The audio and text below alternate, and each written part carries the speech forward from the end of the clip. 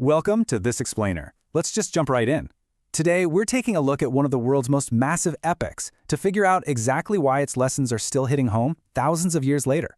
We aren't just dusting off some ancient storybook here. We're really unpacking a living, breathing cultural ecosystem that spans the globe. So let's start with the absolute core philosophical dilemma driving the whole Ramayana. The reason this epic endures across India, Southeast Asia, and beyond is because it hits on this totally permanent human struggle. It essentially forces us to ask, what happens when doing the right thing means giving up the very thing you love most? Now, the author C. Rajagopalachari perfectly captures this epic sheer power as a cultural anchor with this really brilliant metaphor. Basically, he's arguing that you can't just survive on abstract philosophy alone. You need the form, you need the stories, and you need these holy figures to actually hold a culture together. The Ramayana literally provides the skeleton that gives shape to centuries of ethics and values. All right, Section 1. The cost of righteousness, the crushing weight of right choices. Let's keep moving. To really understand this crushing weight, we've got to look at the concept of Devam, or fate. Picture this. When Prince Rama is suddenly stripped of his throne and exiled to the forest literally the night before his coronation, his brother Lakshmana is understandably absolutely furious. He's ready to fight. But Rama calmly soothes his brother's rage by invoking Devam. By accepting this unexpected, inexplicable force, Rama upholds his duty, his Dharma, without pointing fingers at anyone, even though the personal cost to him is staggering. Section 2. Duty, Loyalty, and Sacrifice. The Price of Dharma. We see this incredibly heavy toll unfold through these massive sacrifices made by pretty much all the epic's heroes. Like we said, Rama gives up his crown. Then his brother Bharata, who was completely innocent of the plot that actually exiled Rama, outright refuses to take the throne out of pure loyalty. You have the noble eagle Jatayu fighting the demon king Ravana literally to his last breath to protect Sita.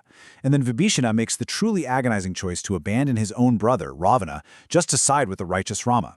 It shows us that true righteousness almost never comes without some kind of agonizing sacrifice. Moving on to Section 3.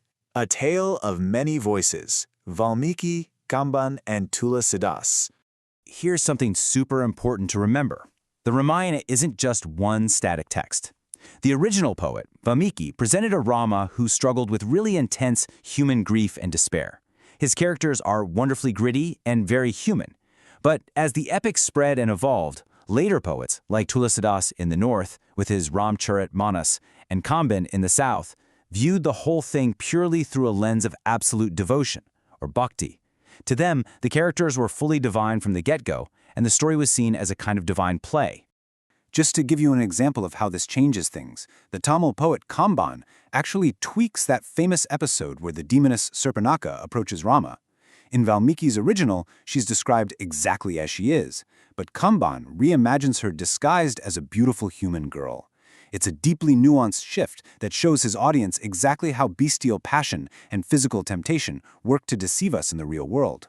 Section 4. Human Flaws versus Divine Play. The Evolution of the Epic.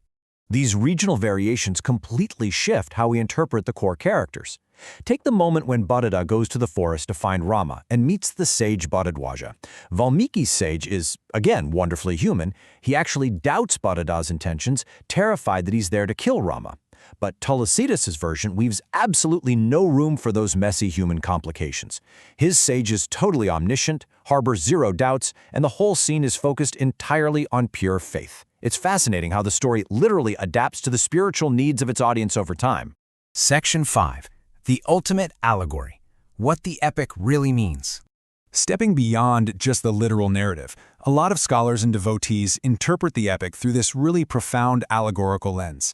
In this view, Sita isn't just a captive princess. She actually represents the individual human soul, and Rama represents the supreme being. So when you look at it that way, the entire epic, with all its massive battles and trials, is really the story of God actively pursuing us, crossing oceans and fighting demons, all to save the human soul from the darkness of the world. Mahatma Gandhi actually summarized this perfectly. He recognized that at its core, beneath all the complex philosophy, the brutal wars, and the intense politics, the Ramayana is, above all else, an incredible, enduring story of divine and human love. Section 6. A Living Cultural Legacy, the Echo of the Epic. So how does this ancient text continue to act as such a massive, living cultural ecosystem today? Well, the author uses this beautiful metaphor of the rain and the sea to explain it.